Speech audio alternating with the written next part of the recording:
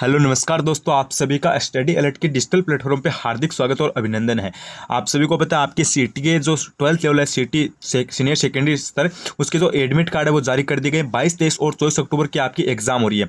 लगातार आपकी study alert पे इंपॉर्टेंट मैराथन क्लासेस चल रही है। एक बार फिर से मैं आपके बीच में इंपॉर्टेंट क्वेश्चन की जो क्लास है वो लेकर आ गया हूँ। देखो विद्यार्थियों, क्लास स्टार्ट करने से पहले मैं आपको बताता हूँ, ये क्लास आपकी लगभग 40 मिनट की रहने वाली है। बिना स्किप के क्लास को एकदम अच्छे से देख लेना, क्योंकि एक एक क्वेश्चन आपके लिए इंपॉर्टेंट है। एक सिंगल क्वेश्चन को आपको मिस नहीं करना है। सारे क्वेश्चन इंपॉर्टेंट है, सब सब्जेक्ट के क्वेश्चन मैंने डाले हैं। तो क्लास को शुरू कर लेते हैं, ज्यादा कुछ देर नहीं करेंगे। जो न्यू स्टूडेंट है वो सारे चैनल को सब्सक्राइब कर लेना। जिससे क्या होगा कि अपनी न्यू क्लास आएगी इस चैनल पर, कोई भी सब्जेक्ट की या फिर कोई भी इंपॉर्टेंट मैराथन क्लास आएगी तो आपको सबसे पहले पता चल जाएगा। तो चलिए क्लास को शुरू कर लेते हैं। एक एक क्वेश्चन इंपॉर्टेंट, कहीं पर आप स्किप मत करना। तो चलिए पहला क्वेश्चन आपके स्क्रीन के सामने है कि मांड प्राचीन नाम था। ये क्वेश्चन आपका देखो, राजस्थान जी के, इंडिया जी के, current affair, Hindi, reasoning, math, science, computer सबके क्वेश्चन देखेंगे। बस आप एकदम अच्छे से धैर्य से क्लास देखो, मोबाइल को रोटेट कर लेना। तो प्रश्न है कि मांड प्राचीन नाम किसका था? प्रतापगढ़ का, जैसलमेर का, करौली का या फिर बूंदी का?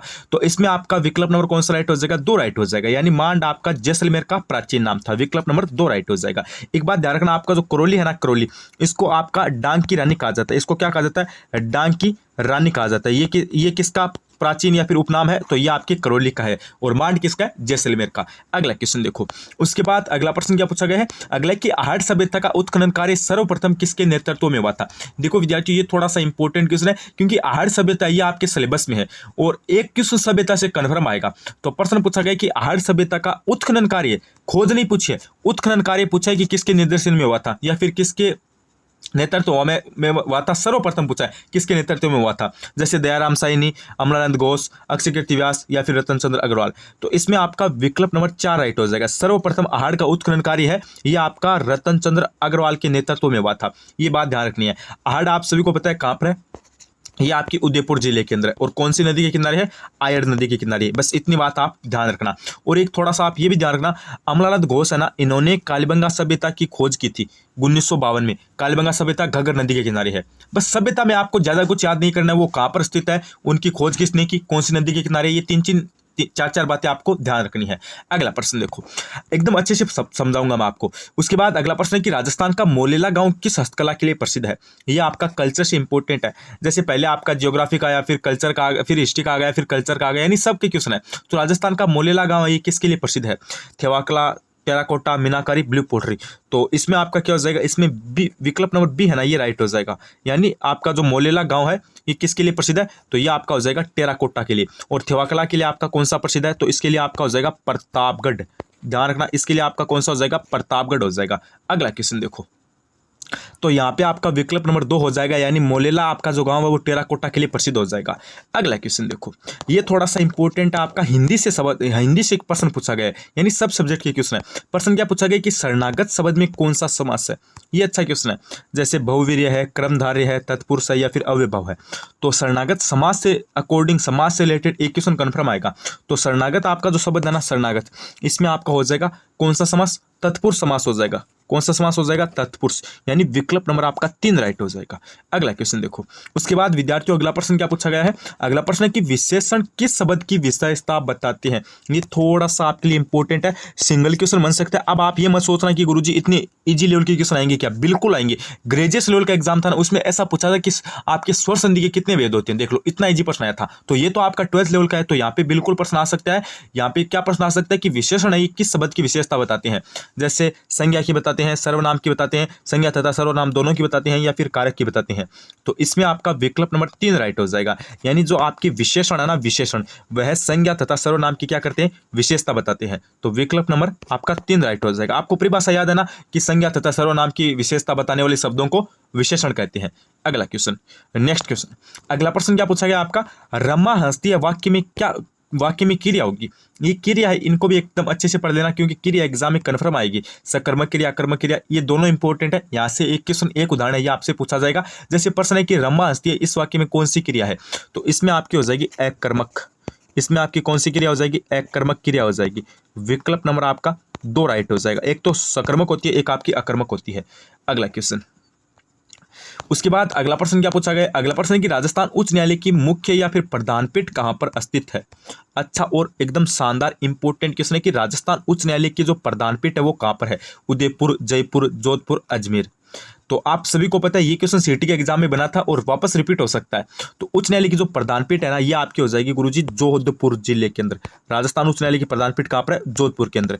विकल्प नंबर 3 बताने वाले सारे के सारे राइट हो जाएंगे। नेक्स्ट क्वेश्चन देखो। उसके बाद अगला प्रश्न क्या पूछा गया है? अगला है कि राजस्थान की कार्यपालिका का संवैधानिक प्रमुख कौन होता है? ये अच्छा प्रश्न आपके लिए। राजस्थान की कार्यपालिका का संवैधानिक प्रमुख कौन होता है? मुख्य सचिव, राष्ट्रपति, मुख्यमंत्री, राज्यपाल। 4 ऑप्शन आपको दे रखे हैं। तो इसमें आप सभी को पता है राज्य की जो कार्यपालिका का संवैधानिक प्रमुख होता है ना, वो आपका होता है राज्यपाल। कौन होता है? वो राज्यपाल होता है। और देखो आपके राजस्थान की पॉलिटिकल यानी राज व्यवस्था से कम 7-8% बन जाएंगे। तो एकदम इंपॉर्टेंट क्वेश्चन है कि राजस्थान की कार्यपालिका का संवैधानिक प्रमुख कौन होता है? राज्यपाल होता है। विकल्प नंबर 4 यहाँ से राइट हो जाएगा। अगला क्वेश्चन देखो। उसके बाद अगला प्रश्न क्या पूछा गया है? ये थोड़ा सा इंपॉर्टेंट है। प्रकाश का किसी परावर्तक पृष्ठ से टकराकर पुनः उसी दिशा में लौट जाना, जिस दिशा में से वह अपवर्तित होता है, वह क्या कहलाता है? वह जिस दिशा से आपतित होता है वह क्या कहलाता है? अपवर्तन कहलाता है, प्रकाश का परिक्रमण कहलाता है, प्रकाश का परावर्तन कहलाता है, क्या कहलाता है? तो वो आपका प्रकाश का परावर्तन कहलाता है। ठीक है। ये जो प्रकाश के जो जितने भी आपके नियम है ना, जैसे परावर्तन का हो गया, अपवर्तन का हो गया, प्रकीर्णन का हो गया, विक्षेपण का हो गया, ये सारे नियम याद कर लेना। एक क्वेश्चन कन्फर्म आ जाएगा। चलो अगला क्वेश्चन देखो। उसके बाद अगला प्रश्न क्या है? अगला प्रश्न है कि मणिकौल की फिल्म दुविधा किस कृत्य पर आधारित है? ये ध्यान से देख लेना भाई। दुविधा किसकी कृति पर आधारित है? जैसे कन्हैयालाल सेठ या यादवेंद्र शर्मा, विजय दांदे था या फिर नथमल जोशी। एक बात ध्यान रखना, यहाँ से ना करंट टाइप का क्वेश्चन भी बन सकता है। तो आपकी जो मणिकौल की जो फिल्म आपकी दुविधा है, कौन सी फिल्म आपकी गुरुजी? दुविधा है। तो ये किसकी कृति पर आधारित है? तो ये आपकी हो जाएगी विजय दांदे था की। विकल्प नंबर 3 बताने वाले सारे के सारे राइट हो जाएंगे। अगला क्वेश्चन देखो। उसके बाद आपका अगला प्रश्न क्या पूछा गया है? अगला प्रश्न है कि जवाई बांध योजना सिंचित क्षेत्र है। जवाई बांध योजना से सिंचित क्षेत्र कौन से हैं? पाली जालोर है और पाली बाड़मेर है, सिरोही जालोर है, सिरोही पाली है। तो इसमें आपका जवाई बांध है, इससे संबंधित कौन से हो जाएंगे? आप सभी को पता है जो आपका जवाई बांध है ये पाली जिले के अंदर है। और इससे जो सिंचित आपके क्षेत्र है ना, वो हो जाएंगे पाली और जालोर। कौन कौन से हो जाएंगे? एक तो पाली हो जाएगा, एक आपका जालोर हो जाएगा। विकल्प नंबर 1 राइट हो जाएगा। अगर आपको पूछा जाए कि मारवाड़ का अमृत सरोवर कहे जाने वाला जो बांध है आपका जवाई बांध, वो कहां पर या फिर किस जिले में है? तो आपके पाली जिले के अंदर है। अगला क्वेश्चन देखो। उसके बाद अगला प्रश्न क्या पूछा जा रहा है? अगला है कि 1857 की क्रांति प्रारंभ होने के समय राजस्थान में अंग्रेजी सैनिक जो आपकी छावनी है ये कितनी थी? ये एकदम अच्छा सा इजी क्वेश्चन है, इसको एकदम अच्छे से याद कर लेना। आपको जो सैनिक छावनी है आपकी राजस्थान में 1857 की क्रांति के समय वो बतानी है। तो वो आप सभी को पता है कितनी है? 6 आपकी सैनिक छावनियां है। विकल्प नंबर आपका 4 राइट हो जाएगा। और 1857 की क्रांति की जो शुरुआत है वो आपकी हुई थी राजस्थान में नसीराबाद से। कहाँ से हुई थी? नसीराबाद से हुई थी। Very good. अगला क्वेश्चन। उसके बाद नेक्स्ट प्रश्न आपसे क्या पूछा गया है कि राजस्थान में शासन सचिवालय की स्थापना कब हुई? राजस्थान में शासन सचिवालय की स्थापना ये कब हुई थी? अप्रैल 1949, अप्रैल 1950, अप्रैल 1949, नवंबर 1950। तो इसमें आपका कौन सा राइट हो जाएगा? यानी शासन सचिवालय है ना, इसकी आपकी हुई थी अप्रैल 1949 में। कब हुई थी? अप्रैल 1949 में। एक आपका आता है सूचना आयोग, एक क्या आता है? सूचना आयोग। उसकी हुई थी 18 अप्रैल 2006 को। दोनों को याद कर लेना, थोड़ा सा पॉलिटिकल से क्वेश्चन बन सकता है। Very good. अगला क्वेश्चन देखो। उसके बाद अगला प्रश्न क्या पूछा गया? नेवरी आभूषण कहां पर पहना जाता है? एक बात बताऊं ना मैं आपको, कर्मचारी चयन बोर्ड का फेवरेट टॉपिक है। कर्मचारी चयन बोर्ड का राजस्थान जीके में सबसे ज्यादा फेवरेट टॉपिक है आपका आभूषण वाला। कौन सा है? आभूषण वाला है। इनको एकदम अच्छे से रट लेना। अगर आपके पास मान लो 5-7 दिन है, 5 दिन, 3 दिन, 4 दिन, जितने भी दिन है, प्रत्येक दिन में क्या करो? 2-2 जैसे आपके आभूषण याद करो। जैसे आज आपने सिर के याद कर लिए, कल आपको गले के याद करने हैं, परसों आपको हाथ और पैर के याद करने हैं। ऐसे आपको याद करना है। 2 क्वेश्चन कन्फर्म आ जाएंगे और उनके साइज 5-5, 10-10 आभूषण होंगे, उनको एकदम अच्छे से रट लो भाई। ठीक है। 5-4 दिन में एक जैसे हाथ पैर का करोगे, एक दिन गले सिर का करोगे, एक दिन फिर आप जैसे हाथ का हो गया, पैर का हो गया, बाजू का हो गया, ऐसे मतलब कमर के सब के करोगे ना तो आराम से याद हो जाएंगे। तो नेवरी आभूषण ये कहाँ पर पहना जाता है? दांतों में, हाथों में, गले में, पाँव में। तो नेवरी आपका हो जाएगा कहाँ पर? यह आपका हो जाएगा पाँव में। कहाँ पर हो जाएगा? पाँव के अंदर हो जाएगा। विकल्प नंबर आपका 4 राइट हो जाएगा। एक आपका आभूषण आता है तिमणिया। कौन सा आता है? तिमणिया। तो तिमणिया आभूषण है वो आप सभी को पता है कहाँ पर पहना जाता है? तो ये आपके गले में पहना जाता है। एक आपका आता है चूंप। ठीक है। एक चूंप होती है वो गड़वाई जाती है कहाँ पर? वो दांतों में गड़वाई जाती है, सोने की होती है वो। ठीक है। और ये सभी जो से आपके आभूषण है वो मैंने आपको ऑलरेडी करवा रखे हैं। अगला क्वेश्चन। अगला प्रश्न क्या पूछा गया कि आधुनिक राजस्थान का निर्माता किसे कहा जाता है। एक ही क्वेश्चन इंपॉर्टेंट है, आधुनिक राजस्थान का निर्माता किसको कहा जाता है। जैसे जयनारायण व्यास को, विजय सिंह पथिक को, मोहनलाल सुखाड़िया को, भोगीलाल पांड्या को। तो आधुनिक राजस्थान के जो आपके निर्माता है ना, वो आपके हो जाएंगे मोहनलाल सुखाड़िया। कौन हो जाएंगे? मोहनलाल सुखाड़िया हो जाएंगे। एक बात ये भी ध्यान रखना, सर्वाधिक समय तक मुख्यमंत्री रहने वाले, सर्वाधिक समय या फिर सर्वाधिक समय तक पद पर रहने वाले मुख्यमंत्री कौन है? सबसे ज्यादा सर्वाधिक काल किस मुख्यमंत्री का है? तो वो आपकी मोहनलाल सुखाड़िया का है। विकल्प नंबर आपका 3 राइट हो जाएगा। Very good. अगला क्वेश्चन, उसके बाद अगला प्रश्न क्या पूछा गया है? अगला कि मीणा क्षेत्रीय सभा की स्थापना कब की गई। ये भी एक आपका अच्छा इंपॉर्टेंट क्वेश्चन। अभी मीणा क्षेत्रीय सभा की स्थापना कब की गई, ये ऑलरेडी पूछा जा चुका है। 1933, 1923, 1943, 1913। तो इसकी आपकी स्थापना हुई थी 1933 के अंदर। मीणा क्षेत्रीय सभा की स्थापना कब हुई? 1933 के अंदर। विकल्प नंबर 1 बताने वाले सारे के सारे राइट हो जाएंगे। अगला क्वेश्चन देखो, उसके बाद विद्यार्थियों अगला प्रश्न क्या पूछा गया है, ये थोड़ा सा इंपॉर्टेंट है। मैंने बोला था ना, ये जो आपके क्रिया वाले टॉपिक है ना, एकदम अच्छे से याद कर लेना। जैसे प्रश्न है कि घोड़ा दौड़ रहा है, वाक्य में क्रिया है, अकर्मक, सकर्मक या फिर संयुक्त या फिर पूर्वकालिक क्रिया। तो घोड़ा दौड़ रहा है, यह आपकी है, इसमें कौन सी क्रिया हो जाएगी? इसमें आपकी अकर्मक क्रिया हो जाएगी। कौन सी क्रिया हो जाएगी? अकर्मक क्रिया हो जाएगी। और ज्यादा एग्जाम में अकर्मक क्रिया के उदाहरण पूछे जाएंगे, ये बात आपको ध्यान रखनी है। हाँ, एक बात तो कन्फर्म है, 99% चांस है कि आपकी जो क्रिया है वो सकर्मक और अकर्मक में से ही होगी। अगर आप तुक्का लगाना चाहो तो इन दो में ही लगाना। अगला क्वेश्चन देखो, उसके बाद नेक्स्ट प्रश्न क्या पूछा गया है? अगला कि जल जीवन मिशन में राजस्थान का कौन सा जिला शीर्ष स्थान पर है। तो जल जीवन मिशन में आप सभी को पता है आपका डीडवाना कुचामन हो जाएगा। ठीक है, चलो, अगर डीडवाना कुचामन नहीं मिले तो आप नागौर कर देना। यह आप सभी को पता है तीजो कुरियो आठवां काल, यह कहावत राजस्थान की किस विपत्ति को सूचित करती है। तो इसमें देखो आपको पता है काल नाम आ गया, तो काल आप सभी को पता है काल यानी क्या होगा? रे अकाल होगा। किसको ये आपकी सूचित करती है? तो ये आपके अकाल को करती है। ये क्वेश्चन तो आपको रटने की भी जरूरी नहीं है, आराम से कर सकते हो। नेक्स्ट क्वेश्चन देखो, अगला क्वेश्चन इंपॉर्टेंट है, मारवाड़ी भाषा का विशुद्ध रूप कहां तक दृष्टिगत होता है। तो मारवाड़ी भाषा का विशुद्ध रूप कहां तक दृष्टिगत होता है? तो ये आप सभी को पता है कहां तक होता है? तो ये आपका होता है जोधपुर एवं उसके सीमावर्ती क्षेत्र में, यानी जोधपुर तक आपको पता है आपकी मारवाड़ी बोली जाती है। उसके बाद ये आपको पता है मारवाड़ी की जगह अलग भाषा ये आपकी स्टार्ट हो जाती है, यानी जोधपुर तक जिला है या फिर उसके जो सीमा के जिले हैं वहां तक मारवाड़ी आपकी बोली जाती है। नेक्स्ट क्वेश्चन देखो भाई, उसके बाद नेक्स्ट प्रश्न आपसे क्या पूछा गया है, ये थोड़ा सा इंपॉर्टेंट है, ये छोड़ो, हाँ ये ठीक है। शारदा एक्ट का संबंध है, क्योंकि वो थोड़ा सही टाइप नहीं था। शारदा एक्ट का संबंध है बाल विवाह से या फिर विधवा पूर्ण विवाह से या फिर कन्यावध से या फिर डाकन प्रथा से। तो आप सभी को पता है शारदा एक्ट का संबंध है ना, ये आपका हो जाएगा सर जी बाल विवाह से। किससे हो जाएगा रे? बाल विवाह से आपका संबंध हो जाएगा शारदा एक्ट का। नेक्स्ट क्वेश्चन देखो, हाँ यहाँ पे ऑप्शन नंबर 1 राइट हो जाएगा। उसके बाद अगला प्रश्न है कि इसरो की स्थापना कब की गई। इंडिया जीके के कन्फर्म 4-5 प्रश्न आएंगे। इसरो की स्थापना पूछिए आपसे कब की गई थी, एकदम अच्छा सा क्वेश्चन है। जैसे 15 अगस्त 1972 को, 15 अगस्त 1969 को, 15 सितंबर 1965 को, 15 अक्टूबर 1972 को। तो इसरो की स्थापना आपकी कब हुई थी? तो ये आपकी हुई थी सर जी 15 अगस्त, ध्यान रखना 15 अगस्त 1969 को। इसरो की स्थापना कब हुई? 15 अगस्त 1969 को। नेक्स्ट क्वेश्चन देखो, उसके बाद नेक्स्ट प्रश्न क्या पूछा गया, इनमें से किस शब्द में ना उपसर्ग नहीं जुड़ा है। ये अच्छा प्रश्न है। उपसर्ग प्रत्यय के कन्फर्म एक प्रश्न आएंगे। देखो आप सभी को पता है कोई शब्द है, मैंने हर क्लास में बताता हूं आपको, कोई शब्द है उसके पहले लगते हैं वो उपसर्ग हो जाएंगे और आपके जो बाद में लगते हैं वो आपके प्रत्यय हो जाएंगे। बस इसमें इतना क्या सोचने वाली बात है। और कोई भी शब्द है अगर आपको इसमें प्रत्यय या फिर उपसर्ग का पता नहीं लग रहा है तो एक शानदार ट्रिक आपकी, ट्रिक क्या है गुरुजी? ट्रिक आपकी यही है कि जो भी शब्द आपको पूछा या फिर जो भी शब्द दिया गया है प्रत्यय उपसर्ग का, उसको कम से कम मन के अंदर यानी मन ही मन में 3 बार पढ़ो भाई। 3 बार आपको उस शब्द को बोलना है, मन ही मन में 3 बार उस शब्द को बोलना है। तो आपको अपने आप पता चल जाएगा कि इसमें कौन सा प्रत्यय और कौन सा उपसर्ग है। तो इसमें से कौन से में आपका प्रयोग नहीं हुआ है।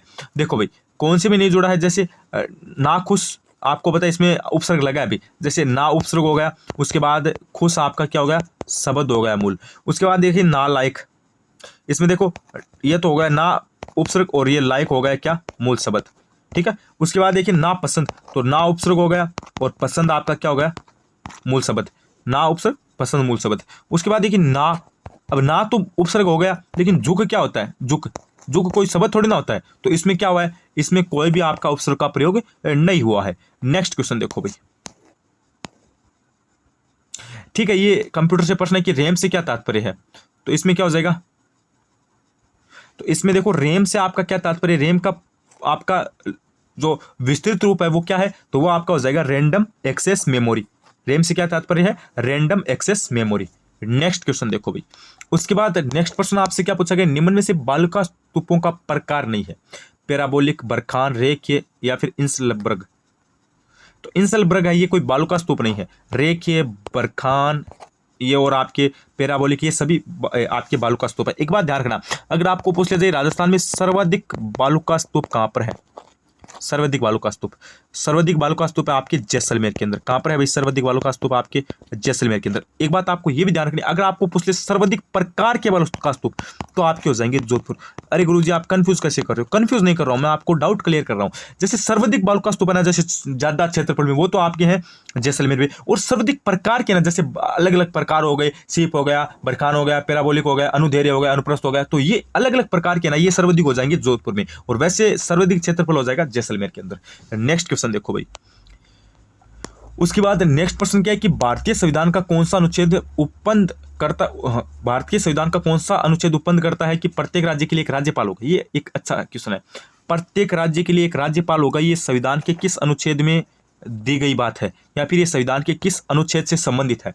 अनुच्छेद 154, अनुच्छेद 155, अनुच्छेद 153, अनुच्छेद 164। तो 164 तो मुख्यमंत्री से संबंधित है, लेकिन अनुच्छेद 153 हो जाएगा ना, ये आपका 153 है ना, ये आपका राज्यपाल से हो जाएगा कि प्रत्येक राज्य में एक राज्यपाल होगा, ये भारत के संविधान से संबंधित है अनुच्छेद 153 के। तो विकल्प नंबर आपका 3 राइट हो जाएगा। नेक्स्ट क्वेश्चन देखो भाई, उसके बाद नेक्स्ट प्रश्न आपका क्या है कि राजस्थानी भाषा का उत्पत्ति काल माना जाता है। ये एक अच्छा प्रश्न आपके, हाँ तो प्रश्न एकदम अच्छा है कि राजस्थानी भाषा का उत्पत्ति काल माना जाता है। तो राजस्थानी भाषा का उत्पत्ति काल आपको पता है कब से माना जाता है, तो ये आपके लगभग बता रहा हूं 12वीं शताब्दी का अंतिम चरण से माना जाता है, यानी 12वीं एंड या फिर 13वीं फर्स्ट के टाइम से माना जाता है। ठीक है, तो ज्यादा राइट इसमें 12वीं अंतिम होगा। अगर ये ऑप्शन में नहीं मिले तो आप 13वीं शताब्दी का प्रारंभ काल करके आ जाना, आपका राइट हो जाएगा। चलो नेक्स्ट क्वेश्चन देखो, उसके बाद अगला प्रश्न है कि गोडवाड़ी क्या है। ये एक अच्छा प्रश्न है भाई, गोडवाड़ी क्या है। मारवाड़ की बोली है, मालवी की बोली है, मेवाड़ी की बोली है, हाड़ौती की बोली है। तो गोडवाड़ी आप सभी को पता है क्या है, तो ये आपकी एक मारवाड़ी की बोली है। ठीक है, मारवाड़ी भाषा है ना आपकी, मारवाड़ी भाषा उसकी बोली है। ये आपकी गोडवाड़ी बोली जैसे जालोर सिरोही का क्षेत्र है ना, वहां पर बोली जाती है, ज्यादा जालोर का क्षेत्र उसमें बोली जाती है। ठीक है, जालोर पाली के आसपास का क्षेत्र वहां पर। अगला क्वेश्चन देखो, उसके बाद अगला प्रश्न क्या है कि गोगा जी के गुरु कौन थे। देखो गोगा जी का जन्म आप सभी को पता है ददरेवा चूरू के अंदर हुआ था, और इनके जो गुरु थे ना, देखो तेजा जी एक अपने आप में लोक देवता है, बाबू जी भी एक अपने आप में लोक देवता है, और पंद्राज जी नहीं होंगे तो गोगा जी के गुरु है ये कौन हो जाएंगे, गोगा जी के गुरु हो जाएंगे गो से गोगा जी और गो से गोरखनाथ जी। तो गोगा जी गुरु कौन है, गोरखनाथ जी। विकल्प नंबर आपका 1 राइट हो जाएगा।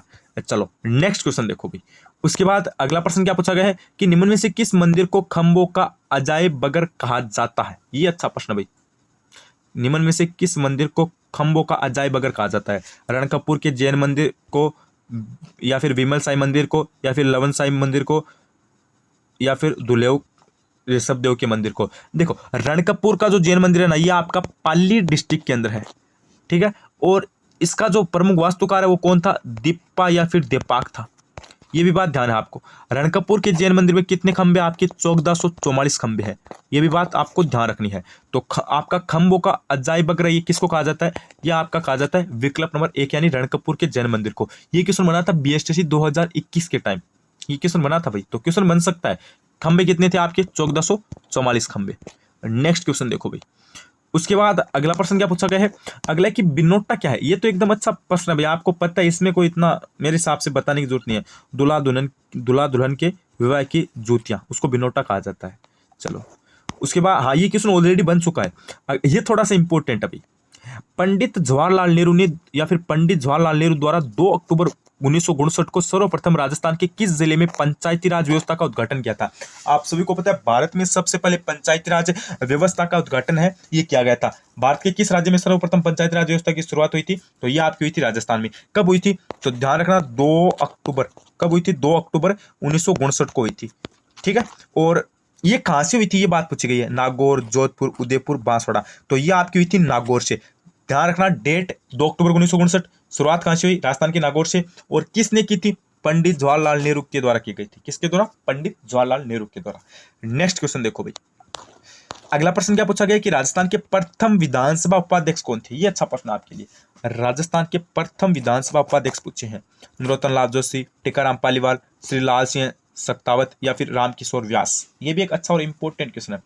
तो प्रश्न क्या पूछा गया कि राजस्थान के प्रथम विधानसभा अध्यक्ष कौन थे। तो राजस्थान के प्रथम विधानसभा अध्यक्ष कौन हो जाएंगे, सॉरी उपाध्यक्ष कौन हो जाएंगे। उपाध्यक्ष पूछा है भाई, ध्यान देखना, ध्यान से देख लेना। तो उपाध्यक्ष हो जाएंगे आपके राजस्थान विधानसभा के पहले श्री लाल सिंह सख्तावत। राजस्थान के प्रथम विधानसभा उपाध्यक्ष कौन थे, श्री लाल सिंह सख्तावत। और राजस्थान के विधानसभा के प्रथम अध्यक्ष कौन हो जाएंगे, नरोत्तम लाल जोशी। राजस्थान विधानसभा के प्रथम प्रोटेम स्पीकर कौन हो जाएंगे, तो वो आपके हो जाएंगे जसवंत सिंह। तो इनमें आपको कंफ्यूज नहीं होना है। अध्यक्ष नरोत्तम लाल जोशी और आपके उपाध्यक्ष श्री लाल सिंह सख्तावत और आपके प्रोटेम हो जाएंगे जसवंत सिंह। अगला प्रश्न है कि किस लोक देवता की पत्नी उनकी मृत्यु के बाद सती हो गई। तो इनमें आपका विकल्प नंबर कौन सा राइट हो जाएगा, इनमें आपके विकल्प हो जाएंगे बी यानी तेजाजी। चलो नेक्स्ट क्वेश्चन देखो भाई। उसके बाद ये अच्छा प्रश्न है, ये चलो कोई इंपॉर्टेंट नहीं है, ये ठीक है भाई। काजरी का पूरा नाम क्या है। ये अच्छा और इंपॉर्टेंट क्वेश्चन है, इस पे आप स्टार लगा लो। काजरी का पूरा नाम क्या है। Central agriculture zone research institute है, या फिर central art auto zonal research institute है, या फिर आपके एक ऑप्शन और दे रखा है central arid zone research institute है, या फिर central arid zonal research institute है। तो ये आपकी जो काजरी है ना, इसका पूरा नाम हो जाएगा क्या, इसका नाम हो जाएगा पूरा central arid zone research institute. वापस पढ़ो, central arid zone research institute.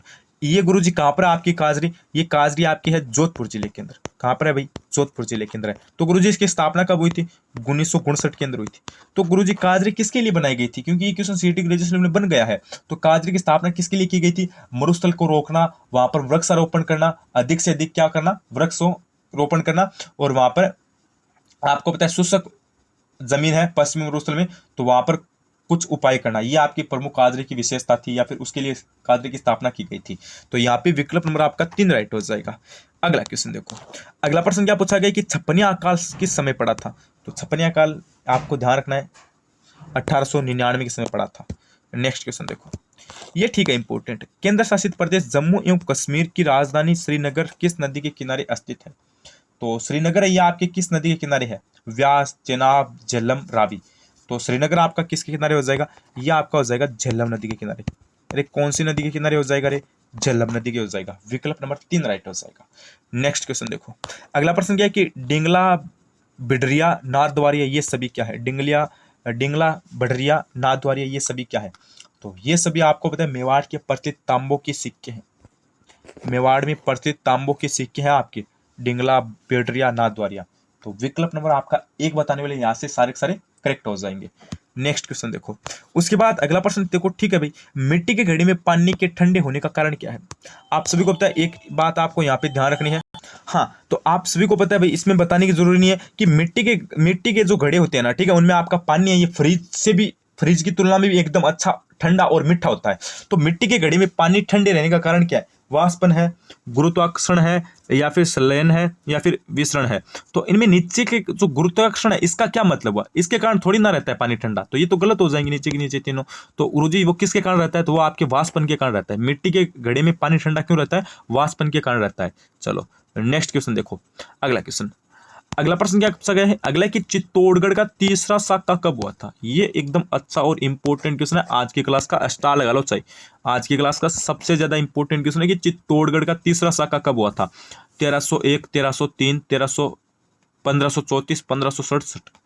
तो चित्तौड़गढ़ का तीसरा साका आपका हुआ था 1567 से 68 के बीच। ठीक है, एग्जैक्ट डेट आपको यही याद रखनी है, 1567, 68 याद कर लेना। ठीक है, अपने आप आपको पता चल जाएगा। हाँ चलो, तो ये यहाँ पे विकल्प नंबर आपका 4 राइट हो जाएगा। चित्तौड़गढ़ का आपका जो पहला साका है वो 1303 में हुआ दूसरा 1534 में हुआ था, तीसरा आपका 1567-68 में हो जाएगा, और 1301 में किसका साका हुआ था, रणथंभौर वाला हुआ था। नेक्स्ट क्वेश्चन देखो भाई। उसके बाद अगला प्रश्न क्या कर रहा है कि राजस्थान में बुड्ढी तीज का त्योहार है ये कब मनाया जाता है, या फिर राजस्थान में बुड्ढी तीज मनाई जाती है। भाद्रपद कृष्ण तृतीया को, श्रावण कृष्ण तृतीया को, भाद्र शुक्ल तृतीया को, श्रावण शुक्ल तृतीया को। तो राजस्थान में बुड्ढी तीज कब मनाई जाती है, तो ये आपकी मनाई जाती है भाद्रपद कृष्ण तृतीया को। विकल्प नंबर आपका 1 राइट हो जाएगा। अगर आपको पूछा जाए कि राजस्थान में बुड्ढी तीज का त्योहार कब मनाया जाता है, तो आप क्या बताओगे, भाद्र कृष्ण तृतीया को मनाया जाता है। नेक्स्ट क्वेश्चन देखो भाई। उसके बाद नेक्स्ट प्रश्न आपसे क्या पूछा गया है कि निम्न में से मारवाड़ क्षेत्र का प्रसिद्ध लोकगीत कौन सा। ये अच्छा प्रश्न भाई। निम्न में से या फिर निम्नलिखित में से मारवाड़ क्षेत्र का प्रसिद्ध लोकगीत पूछा है। केवड़ा है, गुड़ला है, पंचेड़ा है या फिर लांगुरिया है। लांगुरिया जो आपका गीत है ना, यह आपके केला देवी से संबंधित हो जाएगा। किससे संबंधित हो जाएगा? केला देवी से संबंधित हो जाएगा। चलो, और मारवाड़ क्षेत्र का आपका प्रमुख नृत्य है, यह आपका हो जाएगा गुड़ला। गुड़ला गुड़ला नृत्य का उद्गम कहाँ से हुआ? जोधपुर क्षेत्र से माना गया है। कहाँ से माना गया है? जोधपुर क्षेत्र से। अगला क्वेश्चन, ये इंपॉर्टेंट नहीं है, ये ठीक है भाई। चलो, ये भी नहीं है, ये ठीक है। ये आपके इंपॉर्टेंट है। किस किले के बारे में कहा जाता है कि यहाँ पत्थर के पैर, लोहे का सिर और काठ के घोड़े पर सवार होकर ही पहुंचा जा सकता है? तो ये किसके बारे में कहा जाता है? तो ये आपके, बताओ भाई, किसके बारे में कहा जाता है? तो ये आपके सोनारगढ़ के बारे में कहा जाता है कि यहाँ पर पत्थर के पैर, लोहे का सिर और काठ के घोड़े पर ही होकर पहुंचा जा सकता है। सोनारगढ़ कहाँ पर है? सोनारगढ़ आपका हो जाएगा जैसलमेर के अंदर। और सोनारगढ़ की एक विशेषता आप याद रखना, ये पिल्ले पत्थरों से निर्मित है। पिल्ले पत्थरों से निर्मित है, ये बात आपको ध्यान रखनी है। चलो, और अचलगढ़ आपका कहाँ पर है? अचलगढ़ आपका हो जाएगा सिरोही जिले के अंदर। अचलगढ़ कहाँ पर है भैया? आपका सिरोही के अंदर है। नेक्स्ट क्वेश्चन देखो। उसके बाद अगला प्रश्न क्या? आदिवासी, ये अच्छा प्रश्न है, इस पे आप स्टार लगा लो। थर्ड ग्रेड के एग्जाम में प्रश्न पूछा गया था ये। थर्ड ग्रेड के एग्जाम में प्रश्न बना था ये, तो स्टार लगा सकते हो। आदिवासी भिल्लों द्वारा लड़की के विवाह पर घर की दीवार पर बनाए जाने वाले लोकदेवी का चित्र क्या कहलाता है? आदिवासी जो आपके भिल्लों के द्वारा है ना, जो लड़की का विवाह होता है, उस पर जो घर की दीवार होती है ना, वहां पर जो चित्र बनाया जाता है, उस वहां पर जो चित्र बनाए जाने वाले, आपके चित्र बनाए जाने वाले लोकदेवी का चित्र बनाया जाता है, उसको क्या कहा जाता है? भराड़ी, गोदना, थापा, सांची। तो उसको क्या कहा जाता है? उसको भराड़ी कहा जाता है। ध्यान रखना, वो जो चित्र बनाया जाता है ना, उसको बैराड़ी कहा जाता है। जो लोकदेवी का चित्र बनाया जाता है दीवार पर लड़की के विवाह के समय भिल्लों द्वारा, तो उसको भराड़ी कहा जाता है। विकल्प नंबर 1 राइट हो जाएगा। नेक्स्ट क्वेश्चन देखो। उसके बाद अगला प्रश्न क्या पूछा गया? बम नृत्य किस स्थान से संबंधित है? ये आपके लिए एक अच्छा प्रश्न है भाई। ये बताओ आपसे भी, बम नृत्य का संबंध पूछा आपसे, जैसे भरतपुर, जयपुर, सीकर, हाड़ौती। तो बम नृत्य आप सभी को पता है कहाँ पर किया जाता है? तो ये आपके अलवर भरतपुर के क्षेत्र में किया जाता है। बम नृत्य आपका कहाँ पर किया जाता है? अरे सर जी, अलवर भरतपुर के अंदर किया जाता है। विकल्प नंबर 1 राइट हो जाएगा। नेक्स्ट क्वेश्चन देखो। उसके बाद नेक्स्ट प्रश्न है कि राज्य निर्वाचन आयुक्त की पदावधि क्या है? जो राज्य निर्वाचन आयुक्त का है, उसकी आपकी पदावधि पूछी है। 5 वर्ष है, राष्ट्रपति के प्रसाद पर्यंत तक है, 6 वर्ष या फिर 65 वर्ष की आयु तक जो भी पहले हो, या फिर 5 वर्ष 65 वर्ष की आयु तक जो भी पहले हो। तो इसमें कौन सा विकल्प राइट हो जाएगा? हाँ, इसमें आपका कौन सा विकल्प राइट हो जाएगा? Very good. इसमें आपका बताओ भाई। चलो, ये बात आपको कमेंट करके बतानी है। ये क्वेश्चन मैं आपको होमवर्क के लिए दे रहा हूं, ध्यान रखना भाई। ये क्वेश्चन आपको कमेंट करके बताना है। नेक्स्ट क्वेश्चन देखो भाई। उसके बाद अगला प्रश्न क्या पूछा गया कि निम्नलिखित में से कौन सी मारवाड़ी की उपबोली नहीं है? देखो, मारवाड़ी की उपबोली कौन सी नहीं है? बीकानेरी, नागरचौल, जोधपुरी, थली। देखो, थली आप सभी को पता है मारवाड़ी से संबंधित है, जोधपुरी भी आपका मारवाड़ी क्षेत्र से है, बीकानेरी भी आपका मारवाड़ी क्षेत्र से है, लेकिन नागरचौल ये कोई आपकी मारवाड़ी की उपबोली नहीं है। ठीक है, ये बात ध्यान रखनी, नागरचौल आपकी कोई मारवाड़ी की उपबोली नहीं है। तो विकल्प नंबर आपका यहाँ से 2 राइट हो जाएगा। चलो, नेक्स्ट क्वेश्चन देखो भाई। उसके बाद विद्यार्थियों अगला प्रश्न क्या है कि निम्न में से कौन सा एक बाइनरी ऑपरेटर नहीं है? ये भी एक अच्छा प्रश्न भाई। निम्न में से कौन सा एक आपका बाइनरी ऑपरेटर नहीं है? तो एंड और ये तो आपकी हो जाएंगे, लेकिन नोट है ना, नोट, ये कोई आपका बाइनरी ऑपरेटर नहीं है। विकल्प नंबर आपका 3 राइट हो जाएगा। नेक्स्ट क्वेश्चन देखो भाई। उसके बाद अगला प्रश्न है कि किस शब्द में गार प्रत्यय है? सभागार, कारगार, सानागार, यादगार। तो गार प्रत्यय किसमें? एकदम अच्छा सा प्रश्न है भाई। तो गार प्रत्यय ना आप सभी को होता है प्रत्यय शब्द के लास्ट में जुड़ते हैं। जैसे याद आपका मूल शब्द हो गया और इसमें क्या प्रत्यय जुड़ गया? गार प्रत्यय जुड़ गया। तो गार प्रत्यय किसमें हो जाएगा? यादगार में हो जाएगा। विकल्प नंबर 4 बताने वाले सारे के सारे राइट हो जाएंगे। नेक्स्ट क्वेश्चन देखो भाई। उसके बाद अगला प्रश्न है कि भारत ने अपने पहले अंतरिक्ष यान आर्यभट्ट को किस वर्ष प्रक्षेपित किया था? ये एक अच्छा प्रश्न आपके लिए। तो भारत ने अपने पहले अंतरिक्ष यान आर्यभट्ट को किस वर्ष प्रक्षेपित किया था? तो यह आपकी 1975 में किया था। विकल्प नंबर 3 बताने वाले सारे राइट हो जाएंगे। अगला प्रश्न थोड़ा सा आपके लिए एकदम अच्छा और इंपॉर्टेंट है कि मुख्यमंत्री की नियुक्ति की जाती है राज्यपाल द्वारा, राष्ट्रपति द्वारा, उच्चतम न्यायालय के मुख्य न्यायाधीश द्वारा, उच्च न्यायालय के मुख्य न्यायाधीश द्वारा। तो एकदम अजीब सा प्रश्न आप सभी को पता है, मुख्यमंत्री की नियुक्ति कौन करता है भाई? मुख्यमंत्री की नियुक्ति आपके राज्यपाल होता है ना, राज्य का, वो करता है। कौन करता है? राज्यपाल करता है राज्य का। तो गुरुजी राज्यपाल की कौन करता है? राज्यपाल की करता है फिर राष्ट्रपति। ये भी बात ध्यान रखनी है। नेक्स्ट क्वेश्चन देखो, उसके बाद अगला प्रश्न क्या पूछा गया है, अगला कि शारदा एक्ट के प्रणेता कौन थे। देखो पहले हमने क्या देखा कि शारदा एक्ट आपके है ये किससे संबंधित है, तो आपको पता है बाल विवाह से संबंधित है। और शारदा एक्ट के प्रणेता पूछे तो ये कौन हो जाएंगे, अर्जुनलाल सेठी गलत है भाई, गोकुल भाई भट्ट गलत हो जाएंगे, मोहनलाल सुखाड़िया ये भी गलत हो जाएंगे, राय बहादुर हरविलास शारदा।